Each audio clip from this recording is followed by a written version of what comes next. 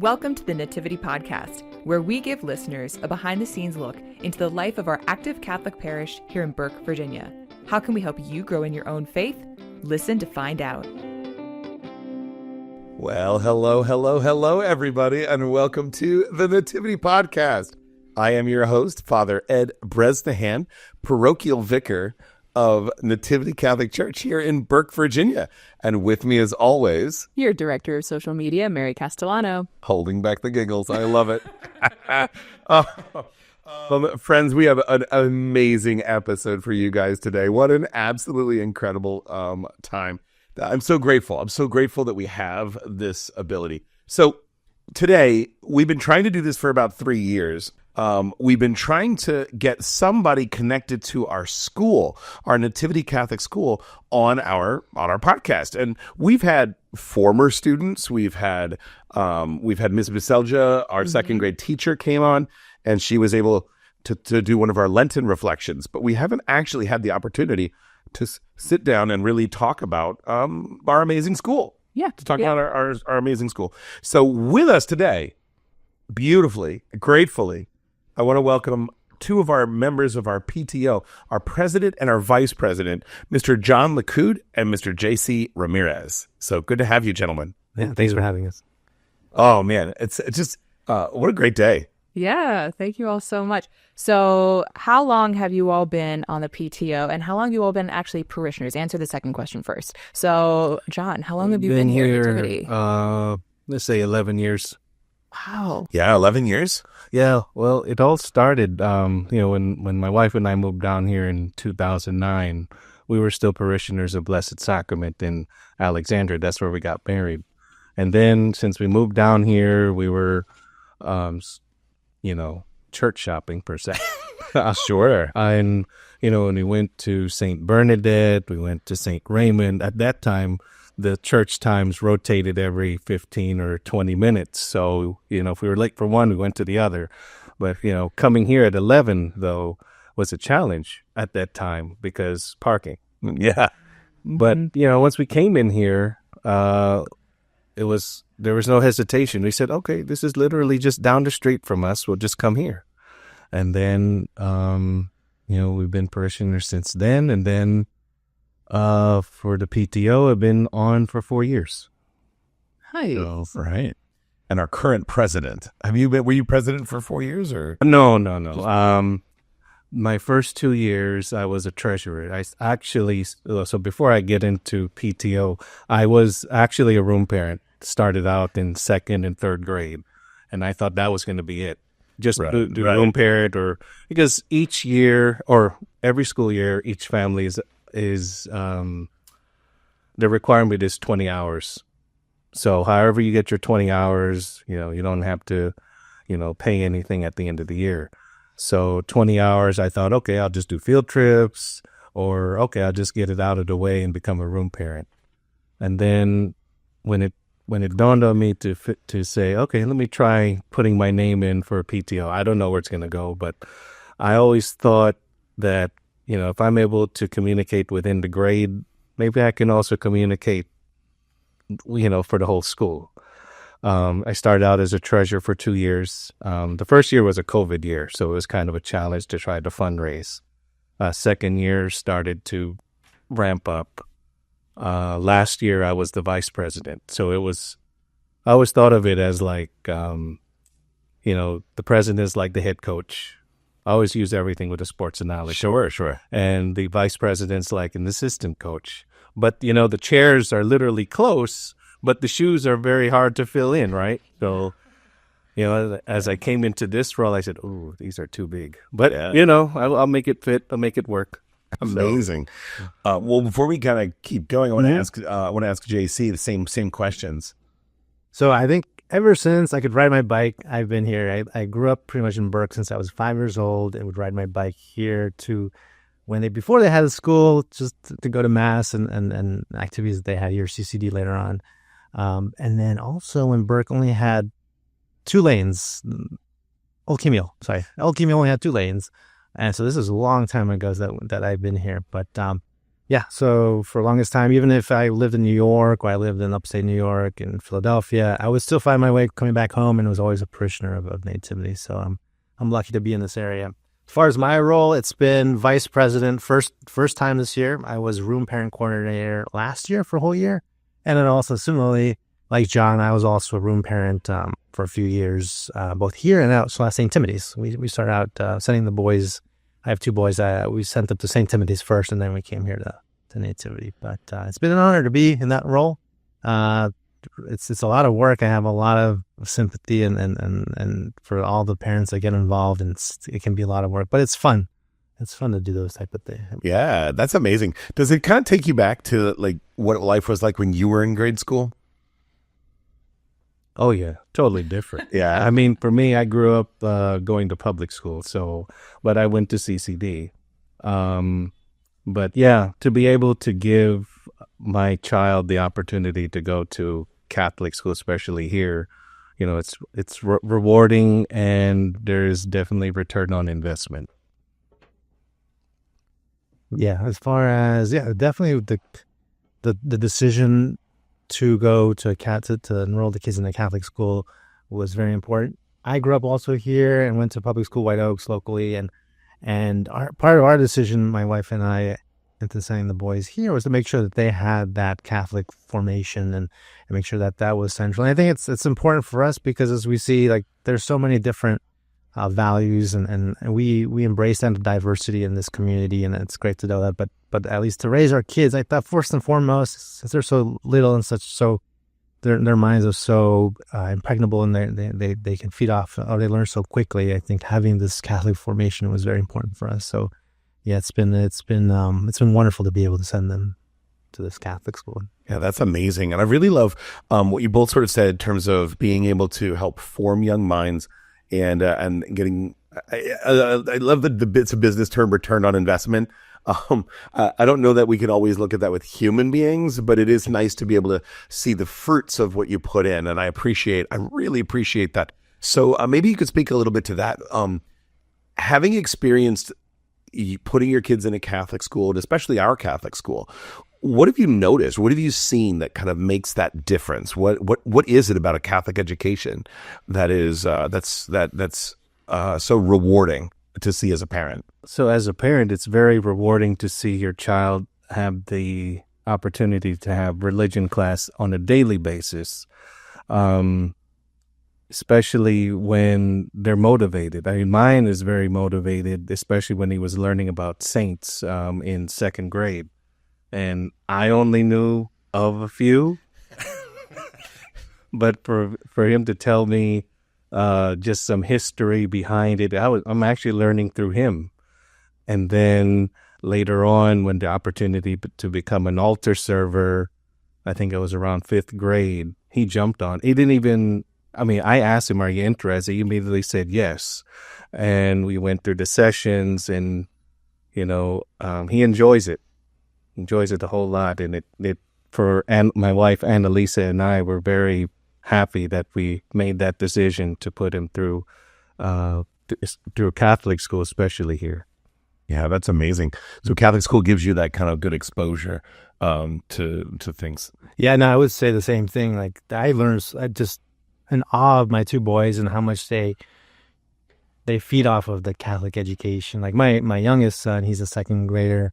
He loves to dress up as a saint, and his name is Nicholas, and he loves the Saint Nicholas, and it's just all around this time of year, he's always trying to dress up as a saint, and it's something that I don't remember doing myself as a second grader. And then I learned from my oldest, who, funny enough, he has long hair, and I know there's a rule behind how long, but the reason why he loves the long hair is because to him, it reminds him of Jesus. And he talks about that. So it's just so seeing him, how he can emulate, and our Father, and it's just so wonderful to hear. So I also, like John, learned so much from my kids, and I didn't have, I think, that ability when I was younger. So it's every day it's just a gift to be able to see them give back to me what they're learning. Yeah. Yeah. So what do you guys think makes Nativity Catholic School stand out from other local Catholic elementary schools? So I know you said you all originally went to St. Tim's, but then you chose Nativity. From your experience as parents and also kind of within leadership, what kind of makes Nativity stand out, in your opinion? So for us, we put Anthony at preschool. And ever since, we had no regrets. I mean, just to form his faith foundation was really key for both of us. And I think we've gotten to the point where we're okay. We don't have any hesitation. But here at Nativity, though, I remember coming in, and it's a student size of about 300 students. And yes, from the outside, it may look small, because when you go look at other Catholic schools, they may have 500 to 600, because over here, one class, one homeroom. So it's not like in others where they have multiple. And for our listeners at home, we always refer to that as a track. So if there are 2 classes of second grade, it is a 2-track school. If there is 1 track for each grade, that just means that everybody in 8th grade is in the same class. So it's a little bit smaller. You really get to know everybody. Oh, yeah. Yeah, you definitely get to know, not just within your grade, but I found my experience getting to know the other parents in the younger grades as we go. And, sometimes maybe we work at the same place and we don't even know. We just cross paths. Or we have similar experiences with our kids, what we're going through. And, like, for example, last year at one of our events at the Father and Father Figures event, we were trying to figure out what type of topic or how could we get the dads to engage, because, typical dads are just sit around, small talk, sports. But to bring it to the point of what would you do? What experience have you had with your teenagers in going through such phases? And I think just to be able to talk about experiences and share it really helps. I mean, I'm the old guy on this because I'm on the end. But I was once on the other side where I'm actually asking the older parents, oh, what did you experience as you went through these phases? I mean, not specifically the teachers, but, more so life experiences, and how could we how can we handle those situations? So, and also it's the community is like a second family. Oh, yeah, absolutely. Yeah. Yeah, no, I was going to say something. I developed such great camaraderie with the parents, and the same thing with the Father Figures breakfast that we organized. Really got to know some of the dads really well. And that was the goal, I think, because there's other schools. Both my wife and I are introverts. And so we realized, like, it's nice to have many classes, many tracks, I guess. But having just one class, you get to know the parents really quickly. And we realized that how important that was, because we didn't have to branch out too much, and people get to know you even if you are of a certain personality. We jived with all the different parents, and they got to know them. We've had get-togethers at each other's houses. We've got to know each other in sports, going to sporting events, baseball, basketball, CYO. And I think for me personally also, it helps because I know my kids feed off of that same kind of personality, both introverts.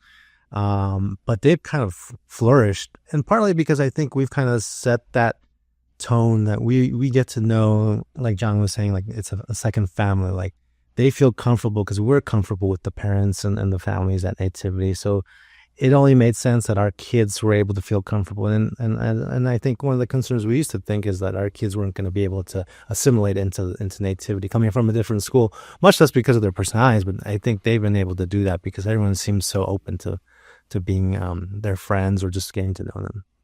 Yeah, and I mean, like, amazingly, that's been a wonderful experience for me. Being able to walk into the very different kinds of events, everything from a 5K run to a trivia night. I mean, really factoring in your brain and your athletic ability, which, I'm pretty good at one. I'll let you pick which one you think that might be. But being able to be a part of that, and you run into so many invested and involved parents. Right. It's nice to know that it's not just, one or two parents doing everything. It's a huge group of room moms and room dads and there's a PTO executive board, and there's probably a ton of committees as well, right? In terms of the auction, in terms of all of the different sort of ways that the PTO helps, whether it's fundraising for the school or whether it's creating some of those opportunities for camaraderie. So, and that really kind of brings me to a good question to ask you guys. What would you say, the PTO's purpose? Why do we have a PTO? I think most people of our listeners would know what a PTO is because they probably experience it at their own schools, but really just for the benefit of the audience and really to kind of lay that groundwork, and especially what it means here at Nativity. What is the PTO? Why do we have it? So the reason why we have the PTO is we have three main goals. I mean, one is to promote connections between school and home by parent involvement through volunteering. I mean, for example, kids come home, they're tired, they got to do their homework, and the only way they'll get motivated to do the homework is if their parents are involved. And if for some reason, for example, they miss out on an assignment, there are tools to go to, like our Schoology, that they can go to, and if they're still stuck, they can always reach out to teacher. So just having that parent involvement and being able to also get involved with the school, they don't necessarily have to be a lead to run an event, but just their kids seeing that they're there shows to them that, oh, they really care. They're taking the time out to see me, type of thing. And then, we have all these enrichment activities that we fundraise for. That's why we have the gala to fundraise for things like what the teachers' needs are, like their whiteboards, or the school needs replacement of computers, or we have the, just a lot of enrichment programs. I mean, C-Perch is one of the top ones that we have going on right now, but yeah, just to be able to provide the kids the opportunity, not just to have these after-school activities, but also these programs and tools to make them successful and to be challenged academically. Yeah, and for our listeners, C-Perch is an underwater robotics competition where our students will craft and code. I think they'll code and craft an underwater retrieval system that will solve sort of a problem or a puzzle, maybe collecting objects and things on underneath the water. And so they build and design a robot and compete against other schools and other places. I think our team last year won a major prize, right? Yeah. Well, they were ranked, I believe, and I know the student council president might get on me about this, but I think they ranked 12th in the nation, which says a lot. It says a lot about our program. Yeah, and I think they also were in high marks internationally. Mm-hmm. So I think they're looking to build on that this year. So yeah. So being able to sponsor and being able to provide some of that equipment, that's not necessarily something the school can just provide in and of itself. It's something that having a resource like the PTO is incredibly helpful. Mm-hmm. And I think you had a third thing you wanted to. Oh yes, this one is actually this is a new one. Is to build and enhance school and church coordination through ongoing faith formation. So part of we're very close with the parish, of course. That's what makes the school. So I put it where, your kids go here to go to church. Parents should also encourage that.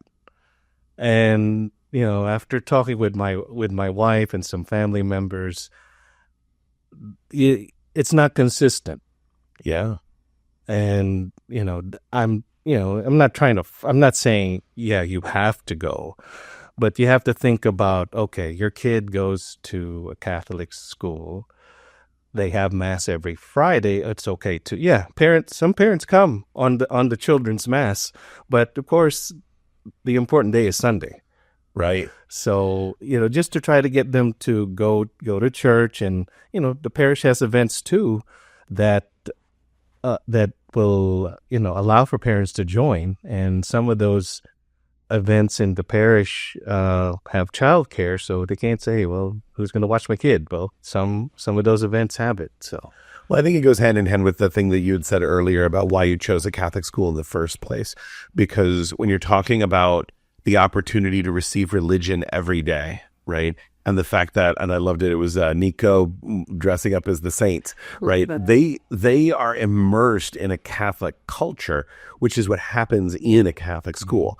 But sometimes, and I don't know that it's necessarily always, it's not always a parent's fault. Sometimes it's society's fault. Sometimes sometimes people just fall through the cracks. It's a very odd situation.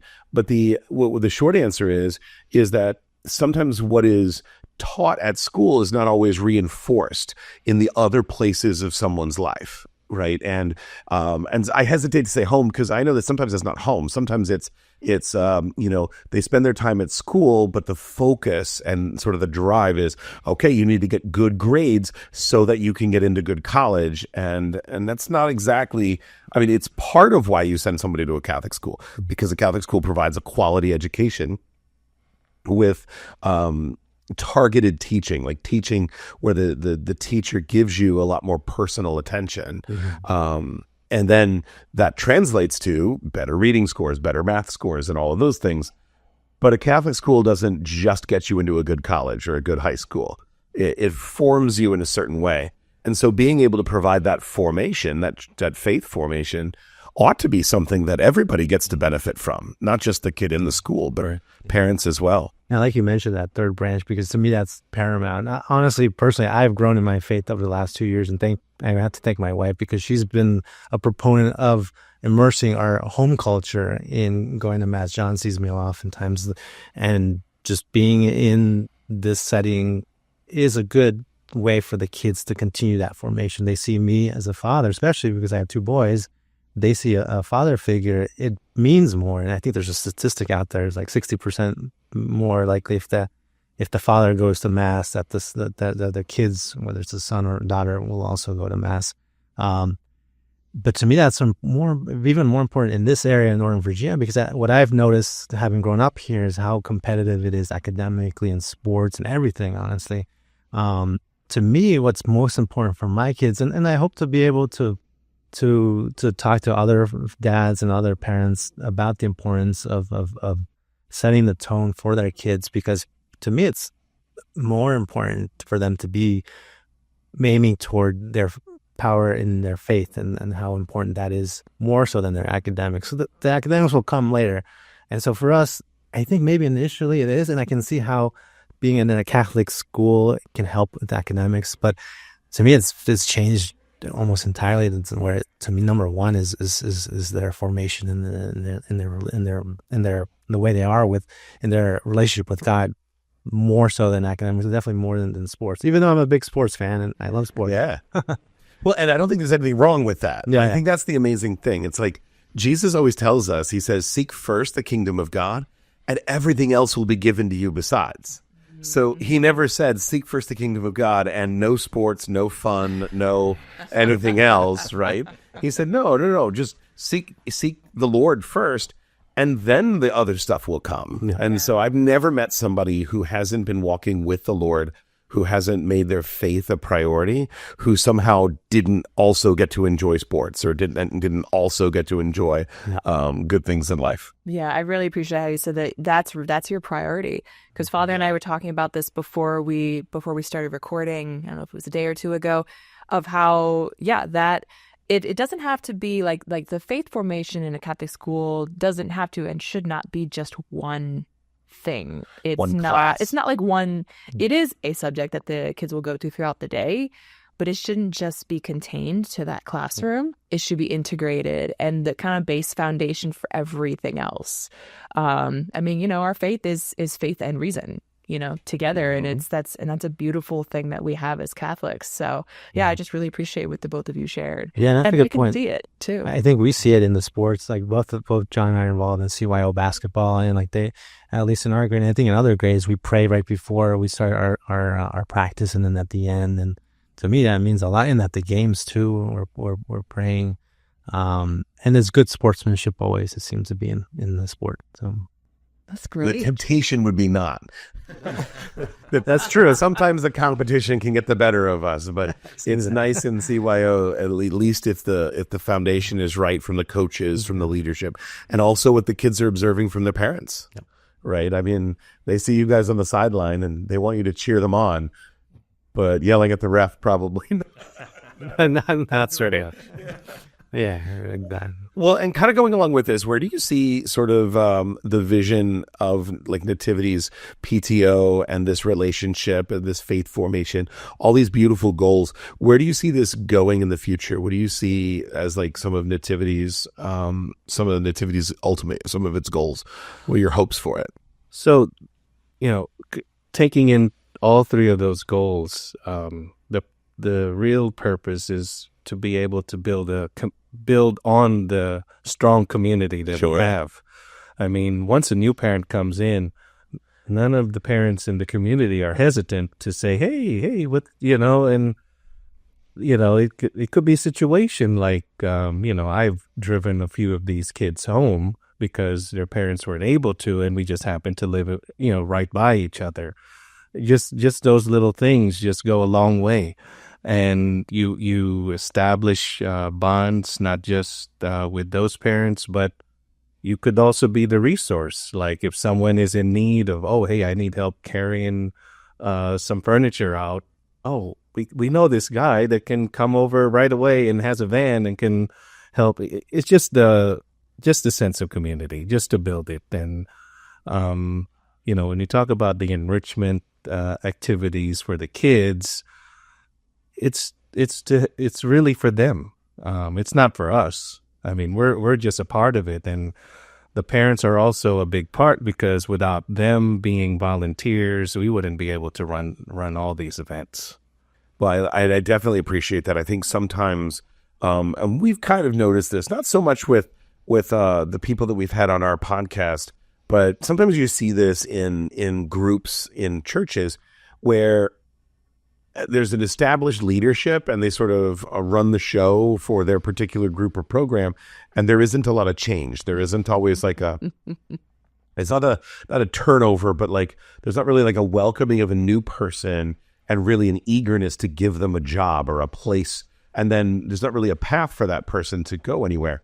And maybe part of it is just the natural onboarding and off ramping of a school that at some point the kids graduate and the kids move on. And so it'd be a little weird if you guys were still here 25 years later. We would love to have you, but I have a funny feeling that you'd be ready for a new adventure. Maybe it's the nature of PTO, but it feels like that there's a natural organic invitation, formation, and then a constant change in leadership, but still with the same vision. Yeah, absolutely. I mean, there are some families that are going through some tough times, and a group of parents within their grades will, try to do like a food run or dinner drop off just to help them. I mean, just that alone. It's not the school saying, oh, so-and-so is having tough times. No, it's just within the community, no hesitation. Everybody's willing to help. Mm-hmm. Yeah. That's got to feel. That's got to be. And then just to add, sorry. Yeah. So, for example, one of my son's classmates, they forgot their book, so there was some questions that were in the book that had to be due, and school is closed, so you can't come in to get your stuff from your locker. So, just that sense of no hesitation. Okay, here's the assignment. Okay. Now we have smart devices to just take a photo or scan and send it out. It's really resourceful. Unlike, you'd have to, if you go back way in the day, you have to really write them down. Kids. Yeah. It's like if you left your instrument or your lunchbox at home. No, you were toast. Yeah, you were dying. Yeah. Man, kids don't know how easy they have it these days. They really don't. That's fantastic.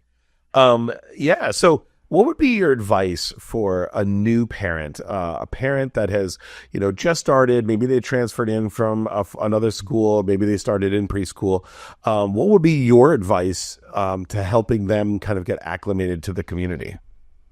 I think just making themselves open to ideas. I mean, there are a few families that are so used to just staying within their box that they forget that, once you go into a new community, you got to kind of stretch yourself out a little bit. Mm-hmm. I would just say be welcoming.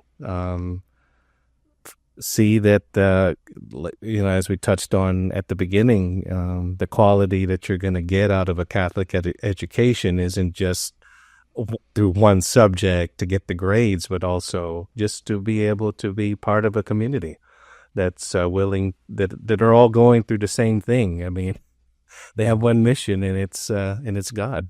So It's such a small community. Like one thing when we came in from St. Timothy's that I think about now is like just being, like you said, flexible but vulnerable to the moment. Like there's only 30 families in a certain class, and I think within the first few weeks, my wife and I really wanted to and I mentioned how we're introverts. Like we set up play dates with all the kids that we possibly could, so that our kids could feel more comfortable. But it wasn't necessarily something we were comfortable with, but it's something we did. So I think it's being very intentional. This is a small community, but it's very welcoming and very open.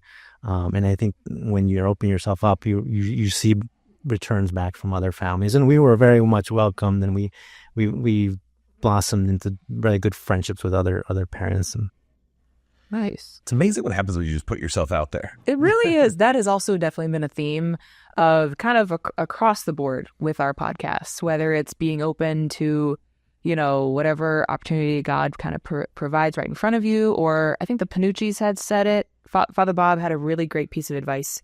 I think they're also school parents. They are. yeah. So Rebecca and Steve. Actually, Tusa Rebecca is one of our leads for our upcoming event, which is the 5K running. Yes, Is this Saturday? Yes. this Saturday.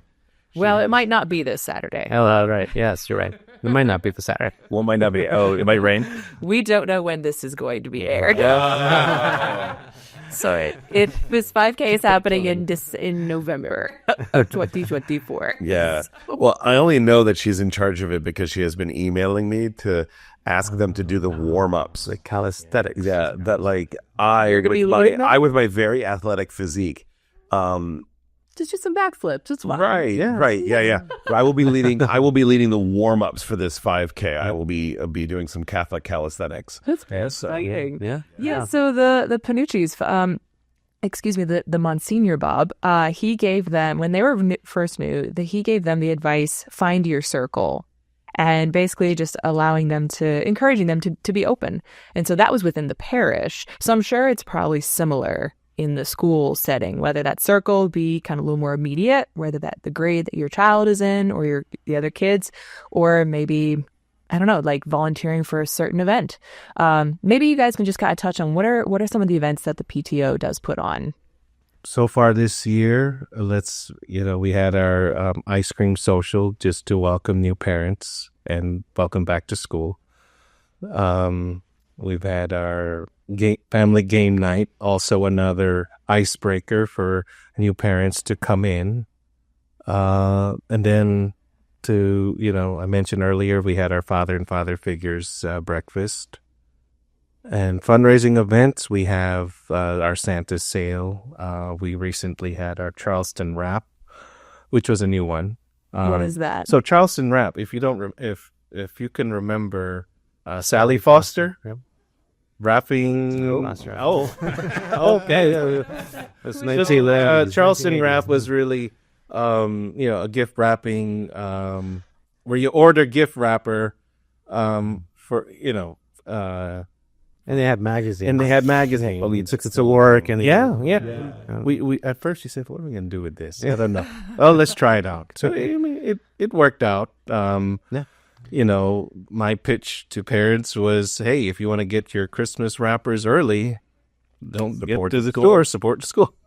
So, and then we have our Santa sale. That's where the kids buy gifts for their friends or for their family. And our big one at the end is the auction gala. Mm-hmm. So, yeah, and we also have multicultural event, which is like their third annual international. When does that usually take place? February. Okay. Yeah, because I'm a little more familiar with the auction. I don't think I've been yet, but I get emails a year in advance advertising it. And, lots of good food and lots of good dancing, groups doing in different countries. And then we have a trivia night. Yep, I was going to say, there was trivia. Oh, yeah. That's a big pull for me. So last year's trivia event was different than what we had in years past. So in years past, we always had someone with their questions to ask. So this last year, we had it where a parent and their child develop kind of like a Jeopardy, their own set of questions. And at the end, they said, "Well, John, we didn't get through all of them." I said, "Okay, we could put you on for next year." Yeah. Nice. So yeah, incredible. And it's always good because after each event, we always ask, "How did you like it?" and such things. And part of my thing was, maybe to not lose the momentum, why not bring them back? So I asked each one of those leads to come back, and they said, "Okay, we'll do it again." Amazing. Yeah, you can set up for next year real quick. So yeah, what a blessing. But I also love how it's a combination of fun and fundraising. So some of it is obviously to help support the school, and then some of it is to help bring people together. Yeah. And now I did have one other question. PTO stands for Parent Teacher Organization. Are the teachers invested in the program as well? And if so, what's been the benefits and pluses and minuses of interacting with the teachers? Oh, it's a huge plus dealing with the teachers. I'll give one event that we have is the readathon. That's a fundraising event. So it basically, the kids will ask people to sponsor them to read. And we work with Miss Toma and Miss Kalela. Yep. And working with them has always been a joy. Yeah, Miss Toma is our lovely librarian, and Ms. Kalela is our first grade teacher. Yeah. We also plan on having on. Yeah. We're trying to get her and her husband on to talk about where's their relationship in the church and here, but we haven't got them yet. Not yet. Not yet. Probably in 2025. So stay tuned on that. But you get to work with the teachers. Work with the teachers, and of course, the way the PTO events are structured, there has to be a teacher, not necessarily involved, but there to say, okay, there's a teacher representation. But teachers are definitely, involved, not because they have to be there, but they want to take part in it. Yeah, I think for the 5K, Miss Heath is the art teacher. She got involved by getting the students to design the artwork for the T-shirts that are given away.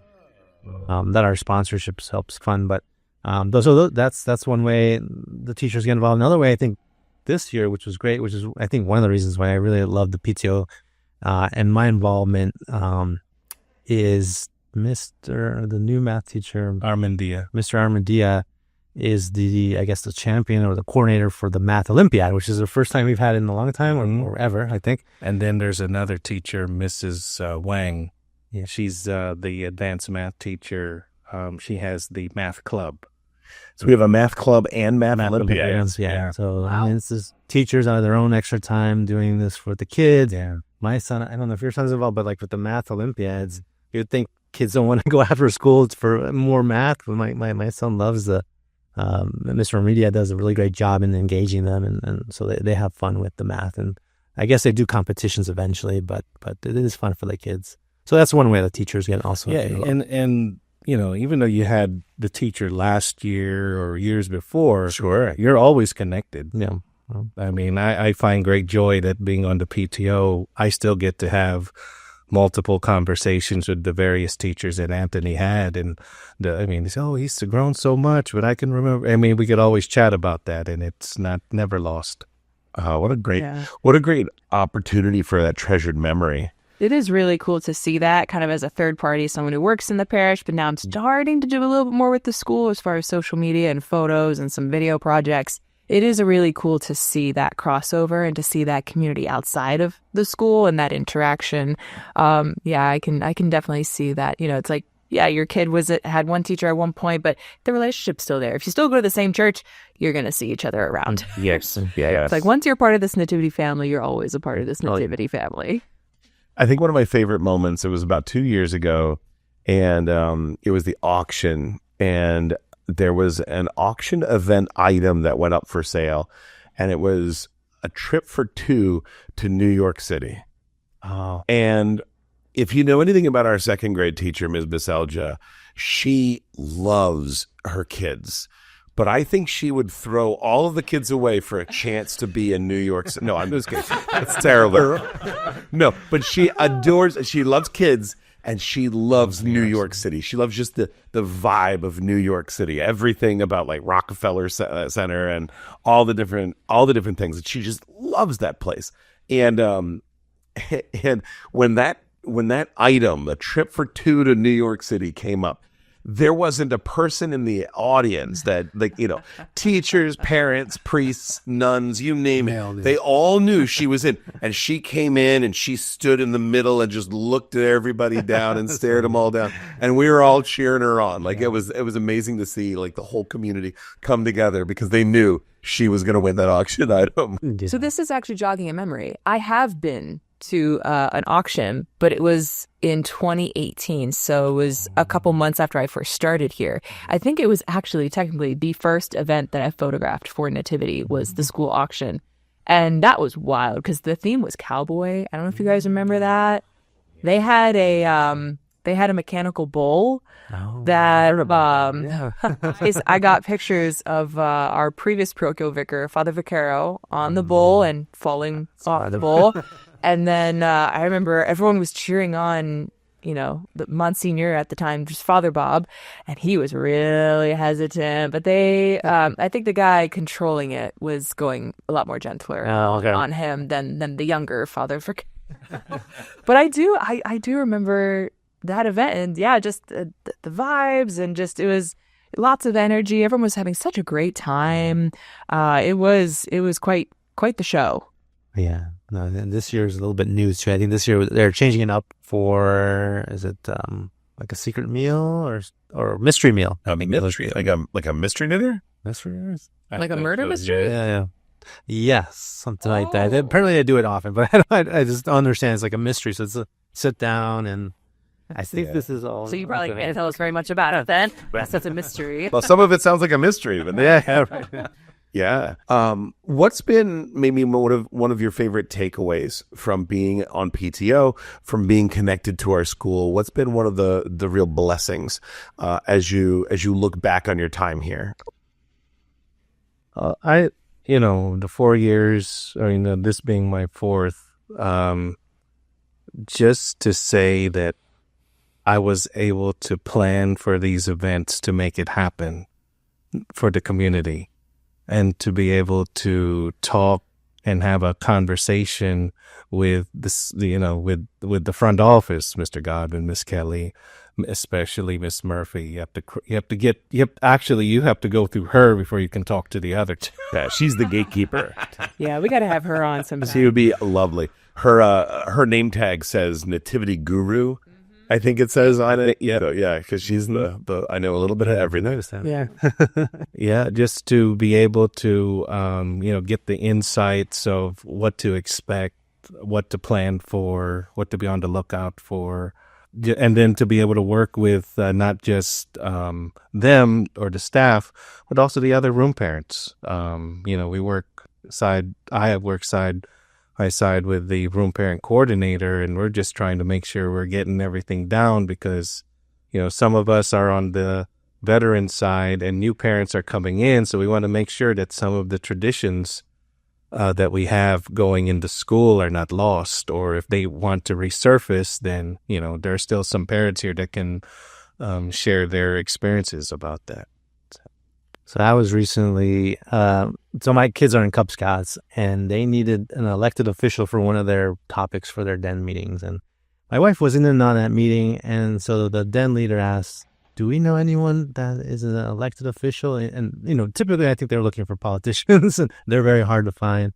And my wife raises her hand, It's like, yeah, my husband was elected to the PTO. So I think my moment is like my kid seeing is probably, well, it hasn't happened yet, but is seeing me at the den meeting being representing an elected official. So to me, to them, it means a lot that I'm on the PTO. I absolutely adore that. That's incredible. That's an amazing twist. What a blessing. Guys, thank you so much. Gentlemen, really a privilege to be able to talk with you guys about our wonderful school, about the amazing things that you are doing, the amount of work that goes into it. It's lovely to see. I don't think our students will ever truly understand the amount of work that goes in behind the scenes to make sure that classes are the way that they are, that the teachers have the resources that they need and everything, and being able to have a community behind them making it work. I think that's the big difference. I think we hear so much in the news these days. We hear so much about how people don't support their teachers and don't support their communities. And here we have everybody sticking together, working to help one another out of tough situations, or just getting a new whiteboard or something like that and getting the supplies. So, gentlemen, thank you for that. Mary, do you have any shout outs? Ooh, well, we keep kind of mentioning her, alluding to her. But speaking of, support and just, I think Maria Kelly has been principal since the late 90s. Is that right? I should know this. It was in the history book that I put together. I should know this. It's over 25 years. Yeah. So, I mean, talk about dedication, and working hard. So shout out to Maria Kelly, principal of Nativity Catholic School. And yeah, especially the people kind of, in the main office who support her. Godwin. Mr. Godwin. Godwin. What's his first name? Richard Godwin, Shannon Murphy, Mary Helen, just really dedicated, very joyful individual. Every single time I go back in the office, it's not like, what are you doing back here? It's always like, oh, so it's just, there really is that spirit of welcome, which is really beautiful. So, just shout out to the school kind of main office. Yeah, it's the only place I've ever been in my entire life where every time I walk by, apparently they just so happen to need me. Do you know what I mean? Like, because you walk by in some places, oh, hey, how are you? But whenever you walk by down the admin hallway, it's always, oh, Father, can you come in here for a second? I need you to judge the new school uniform, or I need you to judge a pie contest. Yeah, I need you to judge a pie contest, or can you sit with this youngster who's going through a tough time? Can you talk with just the person I need. Come on in, Father. And that kind of welcome is a really powerful thing because, I mean, I've been to places where it's not that they don't like their priests or anything like that, but it's more like sometimes people get so into their silo, they get so into their work that anything out of the ordinary, that's too much, right?